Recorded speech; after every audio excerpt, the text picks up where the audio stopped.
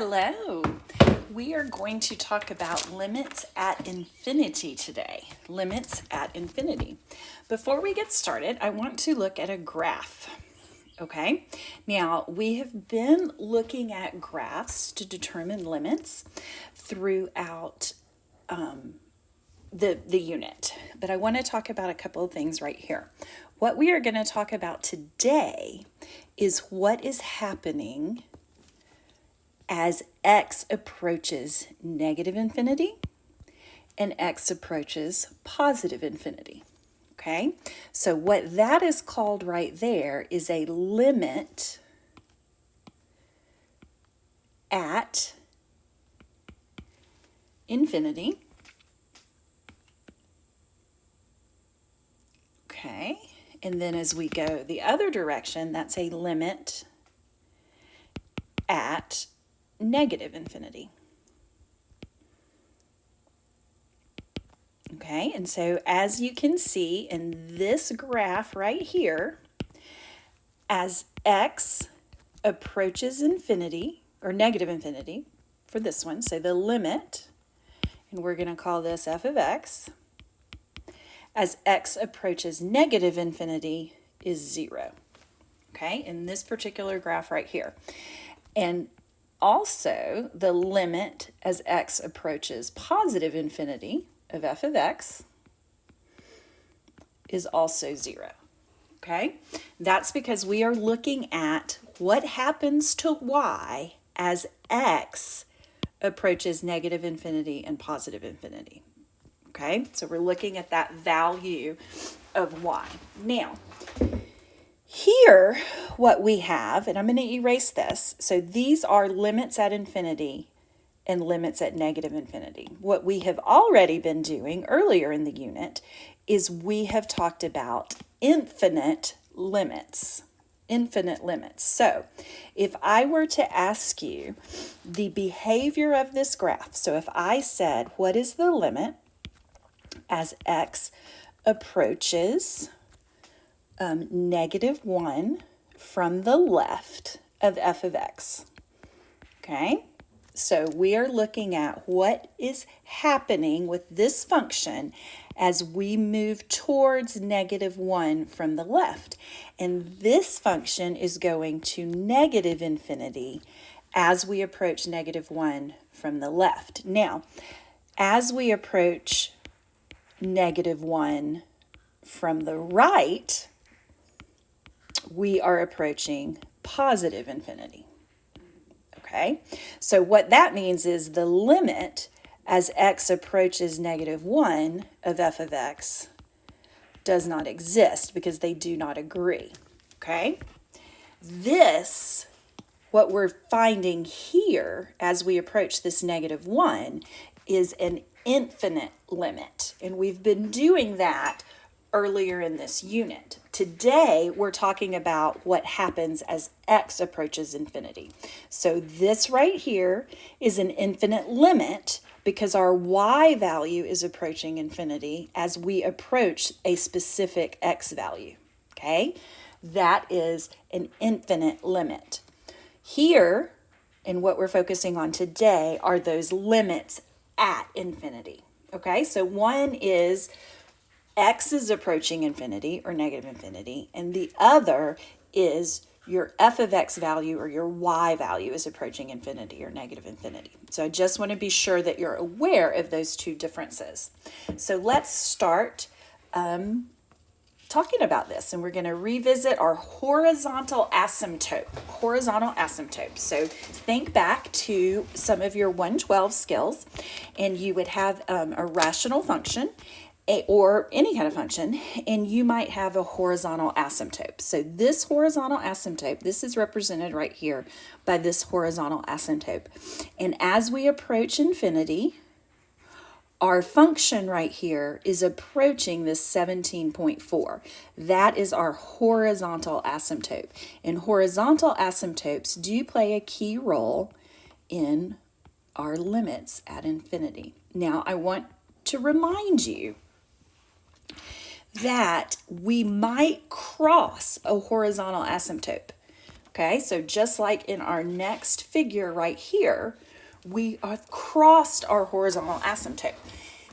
A vertical asymptote we can't cross, but it is okay to cross a horizontal asymptote. It still shapes the graph and it drives what the graph looks like, but very often you will cross a horizontal asymptote. So it's okay to cross a horizontal asymptote. A vertical asymptote you cannot cross because it's undefined at that value. So here, okay to cross a horizontal asymptote. Okay, so in this function right here, we are looking at what happens to g of x, and this is the function g of x, okay, as x approaches infinity. So here's our x value. We are going in this direction, okay, and our x value, as our x value approaches infinity, our y value, or our g of x value, is approaching 7, okay, and that's where our horizontal asymptote comes into play. This is our horizontal asymptote. Then as x approaches negative infinity in this graph right here, we are approaching 3. Okay, and so 3 is also, y equals 3 is also a horizontal asymptote. Okay, so that is a little bit that we did in Math 112, and we're using those Math 112 skills on limits. So let's also look at an exponential function. So here we have an exponential function of e to the x. Okay, and you'll remember, this is the behavior of our exponential functions. As we move towards positive infinity, okay, e to the x just keeps going without bounds. Okay, so as we move this direction, we are approaching positive infinity, okay? But as our x value becomes negative, and remember, if I have a negative value in there for x, so let's say e to the negative 1, what that means is 1 over e to the first.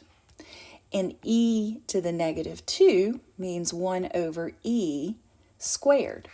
Okay, so as we approach negative infinity with this x value right here, our numbers are getting smaller and smaller and smaller. So as x approaches negative infinity, we are going towards 0. Okay, and remember, this is a parent function, and you can have different translations of that parent function, but this is the behavior of e to the x.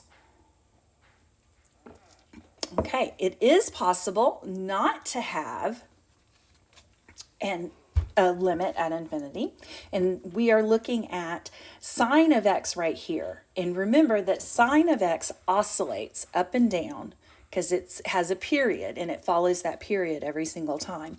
And so here we have, we are not approaching any number towards infinity or negative infinity. The limit does not exist when we are talking about sine of x or cosine of x, either one. Okay, now let's look at 2 more parent functions, okay, that we remember from Math 112. Now, limits at infinity of the power functions, okay, so the most common power function is x to the second, and then we do a lot with x to the third as well, okay? So if f of x is x squared, and we'll do this one, g of x is x to the third. Now, I want you to remember that when we have an even exponent, the ends of the graph, the end behavior of the graph, go in the same direction. So end behavior is same direction. Now, if we put a negative value in front of that x squared, then it would flip and it would look like this. Then our graph would look like this right here, okay? But they're still going the same direction. They're either both going up or they're both going down, Okay, so we can do a reflection and end up with a quadratic or a quartic that looks like this. But when it's even, the end behavior is the same direction. And so if we've got a positive 1 or a positive coefficient in front of that x squared, we are going to head towards infinity, whether we're going to negative infinity or positive infinity. Okay, so this is going to keep going without any bounds. And because this is positive, there's a positive number in front of that x squared, we're going to positive infinity. So we would write this as the limit as x approaches negative infinity of x squared is going to be positive infinity. Okay, and the limit as x approaches positive infinity of x squared is also positive infinity.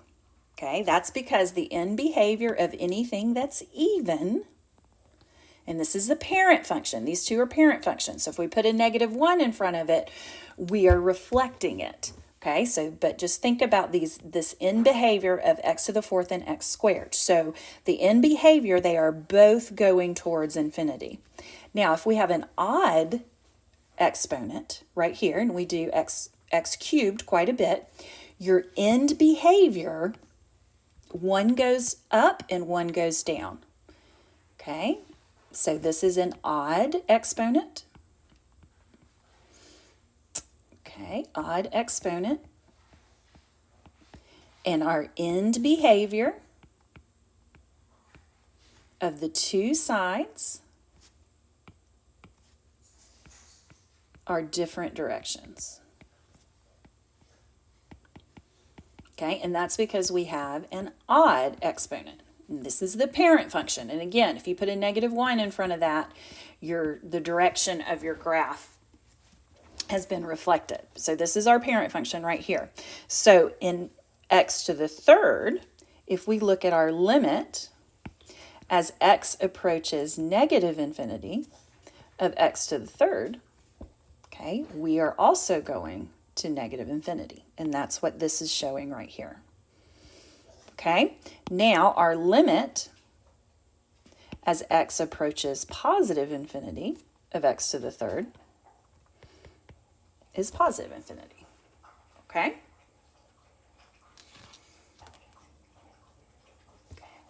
Let's look at negative exponents. Negative exponents, okay? And again, this is another parent function that we have looked at in Math 112, okay?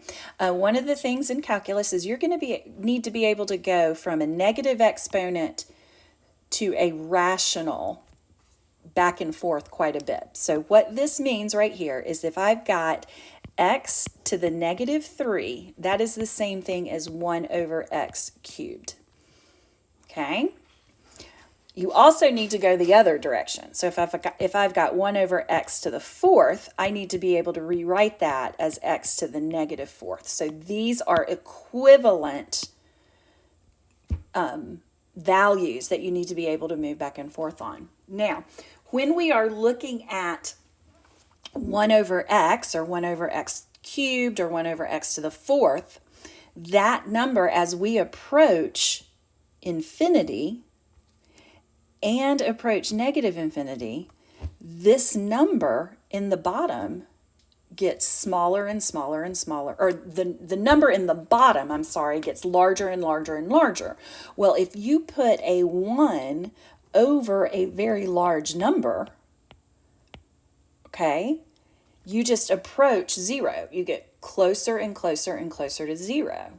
So 1 over any value cubed is going to continue to get smaller and smaller.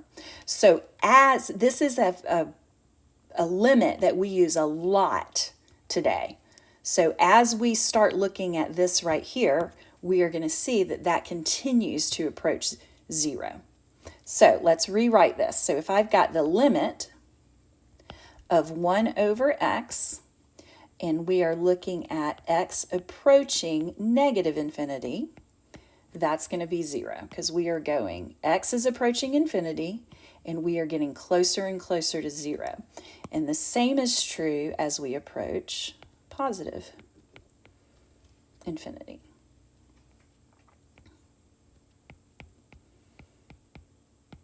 Okay? So let's start, and here is one more rule that you kind of, and we've already done this. We've already kind of talked about this. This is the theorem and the rules that you're going to want to remember. Okay, so if we are looking at x, as x approaches infinity, and we've got x to some power. So this is what we're looking at right here. Okay, x is approaching infinity, and we have a power function, x to the n. As we approach positive infinity, we are always going to be approaching infinity for our y values. So as x approaches infinity, y, or f of x, is also approaching infinity. Okay, now, if x is approaching infinity and we have a power function in the denominator, then we are always approaching 0. And that's going to be really helpful as we start doing the algebra functions of this. Okay, now, as we approach negative infinity, and this number, our n value, is even, then we're going to positive infinity. So that would be like x squared, or x to the 4th. Okay, so when this is even, both are going in the same direction.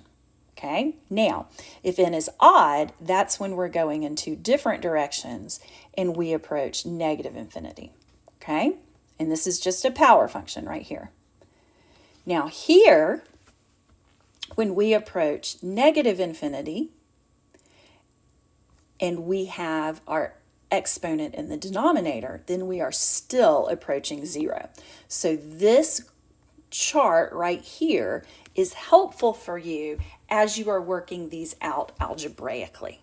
Okay, as we are working these out algebraically. Now, if we have a rational exponent, that is what this is talking about here, when we have rational exponents. Okay, and we will continue to look at those later on in the course, but that's what this is talking about here, your rational exponents, rational exponents. Okay, now let's do the algebra behind this. Okay, as we are thinking about our limit laws, here is 3 terms. Now it's not a polynomial because these will go in the denominator, but we have 3 separate terms right here. Now, a lot in calculus you do rewrites. So before we can really do anything else, we do rewrites. So let's do that here. So I'm going to have a limit as x approaches infinity of 3 minus 4 over x to the 3rd plus 5 over x to the 5th. So all I did right there was an algebra rewrite. I didn't do anything with calculus. I took this x to the negative 3rd and wrote it as x to the 3rd in the denominator. I took this x to the negative 5th and wrote it as x to the 5th in the denominator. That's all I did. Now, our limit laws allow us to take the limit of each one of these right here, each one of these terms, and then just add those limits together. So the first thing that I'm going to do is I'm going to take the limit as x approaches infinity of positive 3. Okay, now I'm going to pull this 4 out, and I'm going to have minus 4 times the limit as x approaches infinity of 1 over x to the 3rd. So I haven't really taken any limits yet. I'm just rewriting these based on the limit laws. Then I can do plus 5 times the limit as x approaches infinity of 1 over x to the 3rd. Okay, so here we are taking the limit of a constant, okay, and the limit of this constant is going to be 3. Let's do that just in a different color just so we can see. So I've taken the limit of this right here, okay? And the limit of this constant is 3. Now, when I take the limit here, the limit of 1 over x to the third is going to be 0. So then I'm going to have minus 4 times 0. Okay? And then the limit of this right here is also going to be 0. So then I'm going to have plus 5 times 0. So the final answer to this, so the limit as x approaches infinity of this function is 3. And that is my final answer right there, the 3. Okay. Now, for the next one, we are actually able to do this one in 2 different ways. And I am going to increase the size of this just so that I have plenty of room to show you the 2 different ways that we are able to do this. And I'm going to just, there we go. Okay, so when we've got a rational function, if you will notice, we have x squared in the numerator and x to the 5th in the denominator. And so when we think back to our horizontal asymptotes from Math 112, if your numerator, the degree of your numerator is less than the degree of your denominator, then your horizontal asymptote is going to be y equals 0. That's going to be your horizontal asymptote. So if we were to graph this, we would see that our horizontal asymptote is y equals 0. Okay, now we're not being asked to find our horizontal asymptote, but I just want you to be aware from that Math 112 skill what we're doing with that, okay? Now, there are 2 different ways to find this limit.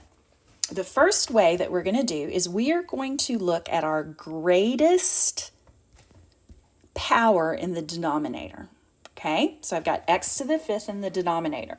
So what I'm going to do is I'm going to divide every single thing by this x to the 5th, okay? I'm going to divide everything by x to the 5th. So let's write this out. So I've got the limit as x approaches infinity of 20 x squared over x to the 5th minus 3x over x to the 5th. And then in the denominator, I'm going to do the same thing, divide everything by x to the 5th.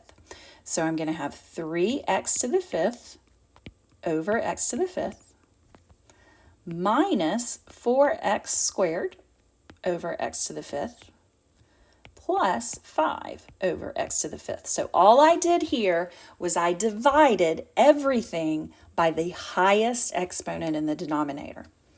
Okay, now I'm going to rewrite this again. So I've got the limit as x approaches infinity. Okay, and then I have 20 over x cubed minus 3 over x to the 4th. I just did some simplifying. Over 3 minus 4 over x to the 3rd plus 5 over x to the 5th. And we know when we are doing limits like this, I can now take the limit of each individual part of this. I can take the limit of each individual part. And that's what I'm going to do now. So I'm going to take this and I'm going to go right up here. So I have the limit. I'm actually going to start with the 20. I'm going to move the 20 to the outside because I can multiply that. So I'm just taking this 20 right here and moving it in front of the limit. So I have 20 times the limit as x approaches infinity of 1 over x to the 3rd. Okay, and then I've got minus 3, so I am taking this 3 and this minus and pulling it out. And then I have the limit as x approaches infinity of 1 over x to the 4th. Okay, then my denominator is going to have the limit as x approaches infinity of 3 minus, I'm going to pull this 4 out, minus 4 times the limit as x approaches infinity of 1 over x to the third, and then I'm going to pull the 5 out, plus 5 times the limit as x approaches infinity of 1 over x to the fifth. Okay, and now we are able to look at each individual part of this. So this part right here is going to approach 0. Okay, so we're taking the limit of x as approaches infinity of 1 over x to the third, and that's going to be 0. So I'm going to have 20 times 0. Okay, then this also is approaching 0. So I'm going to have minus 3 times 0. Okay, here I'm taking the limit of a constant, so that's going to be 3. This right here is going to be 0. And this right here is going to be 0. And when I simplify this, I end up with 0 over 3.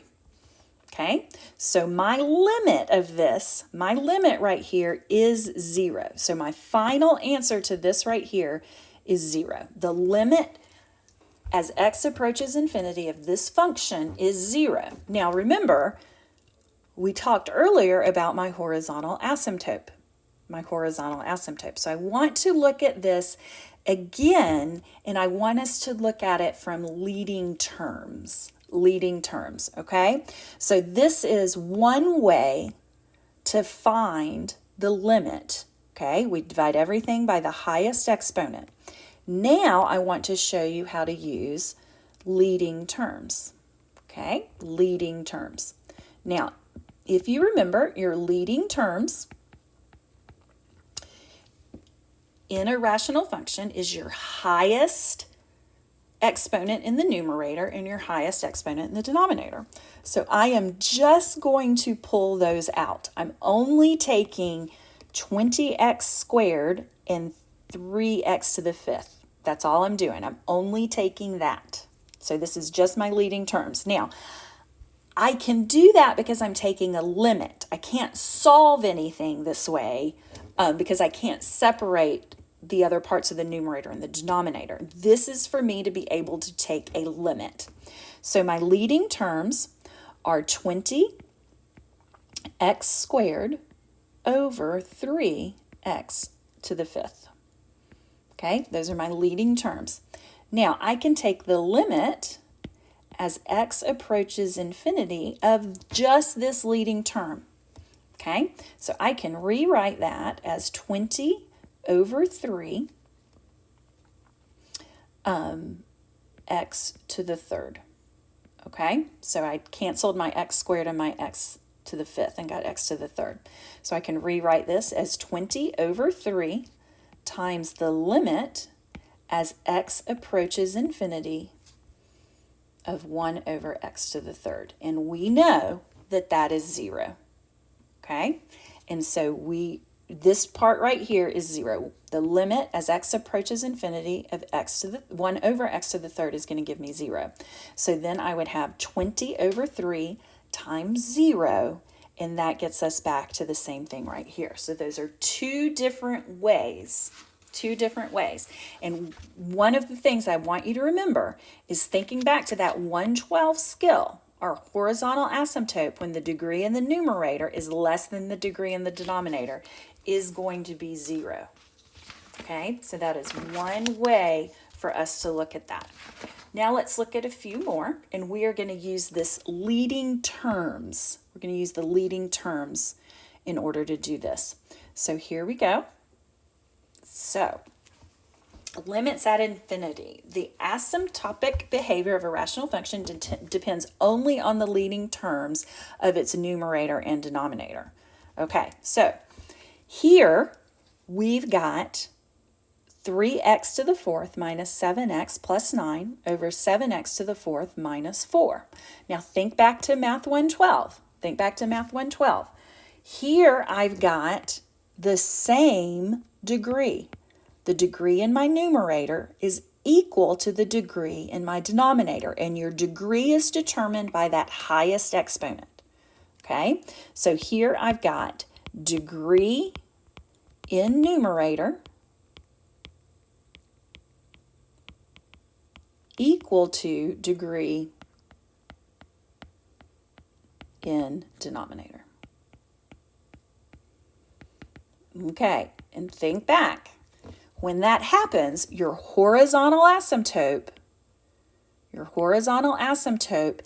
is the ratio of the coefficients. So my horizontal asymptote here is going to be y equals 3 over 7.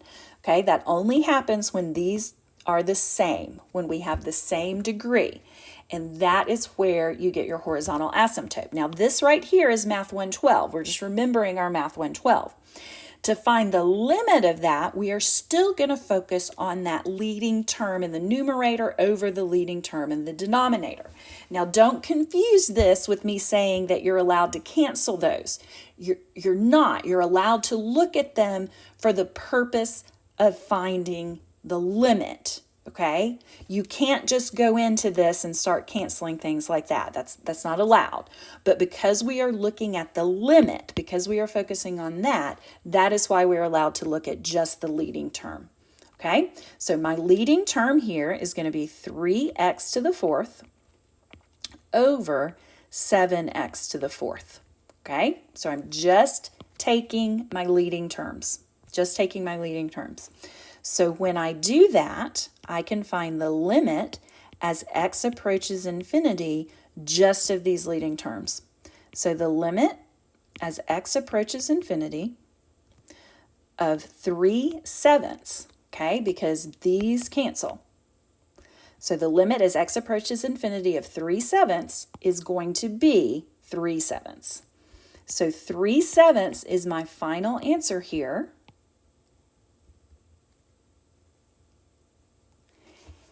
And that is what happens with this function as x approaches infinity. Okay. Now, for this one right here, we are looking at the degree in the numerator is less than the degree in the denominator. Okay, so if we think back, so degree in numerator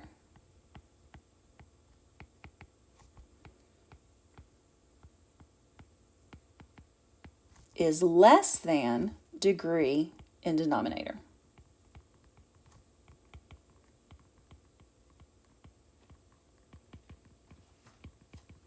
Okay, so we know back from our Math 112 skills that our horizontal asymptote is going to be y equals 0. Y equals 0. Now this is just Math 112 skills talking about the graph of a rational function. Our horizontal asymptote is y equals 0. Now let's look at it from a calculus perspective. So what we're going to look at right here is we are able to just look at those leading terms. So be careful not to assume that you can cancel those when we're canceling in rational functions. We are only allowed to pull out leading terms because we are finding the limit. So we are going to look at the limit as x approaches infinity just of that leading term. Okay, so I'm going to have 3x to the third over 7x to the fourth. Okay, so I'm going to rewrite that as 3/7. I'm just pulling out that coefficient to the outside of my limit. And then I've got the limit as x approaches infinity of 1 over x. Okay, and the limit of that is going to be 3/7 times 0. And so my limit here is going to be 0. And I always worry about this technique because students start thinking that they can cancel those leading terms, and you can't. The only reason we're allowed to do that is because we are looking at this from the limit perspective. Okay. Now we've got one where we are looking at negative infinity, and we're still going to look at those leading terms. Now in this situation right here, and actually both of these right here, are degree of our numerator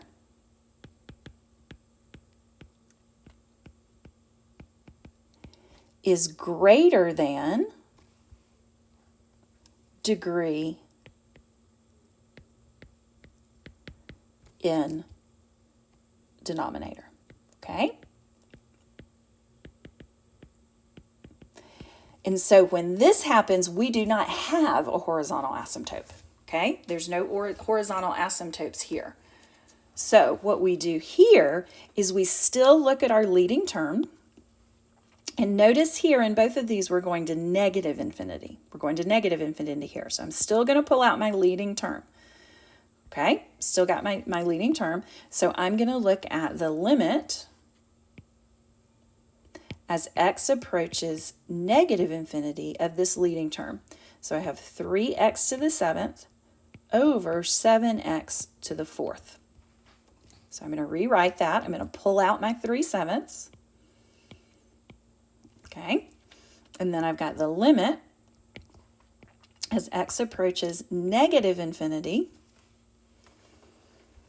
of x to the 3rd over 1.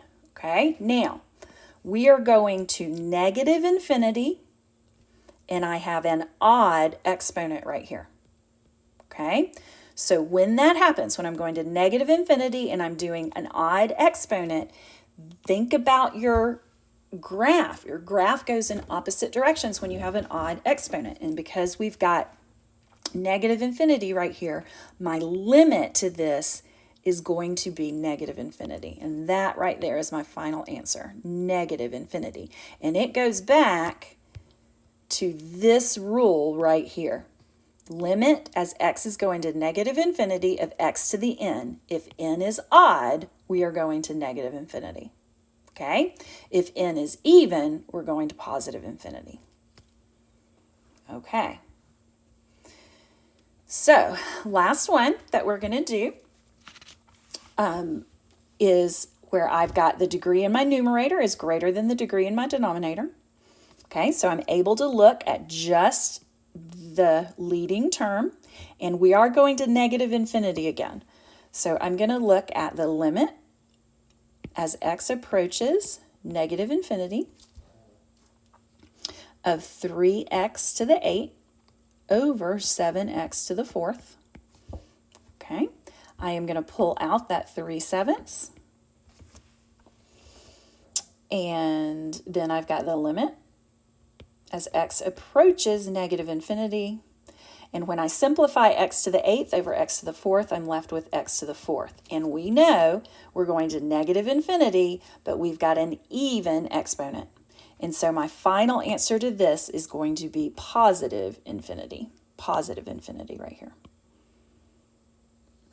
Okay, and that is the end of limits at infinity. Okay, and I just want to remind you one more time that our limits at infinity are as x approaches infinity.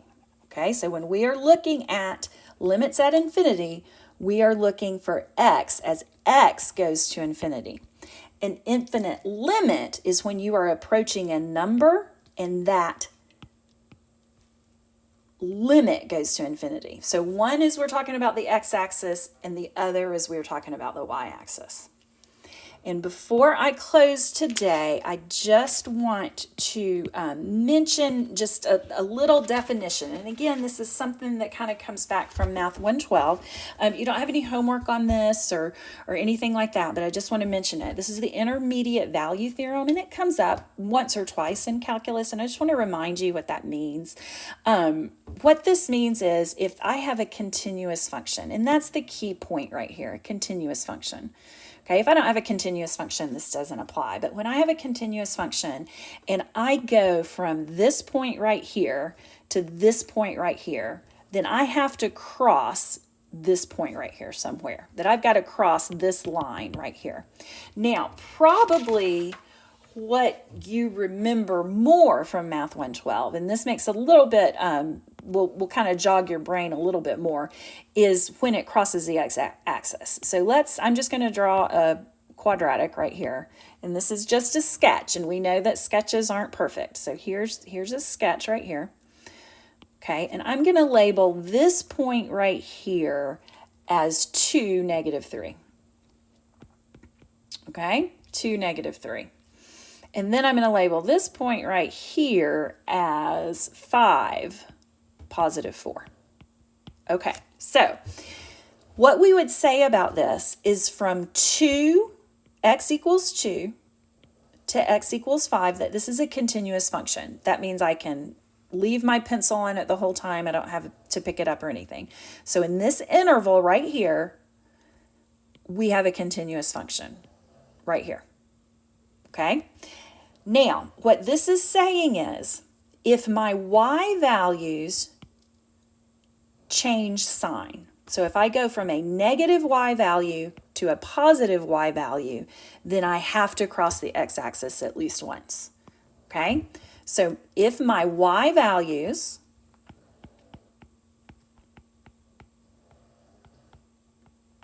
change from positive to negative, or negative to positive, my function crosses the x-axis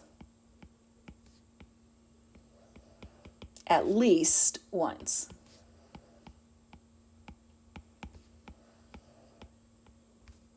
Okay, that's what the intermediate value theorem is talking about. And I just like to mention it while we're doing this, just so you're kind of aware of it and you kind of keep that in the back of your mind is what's going on. Okay.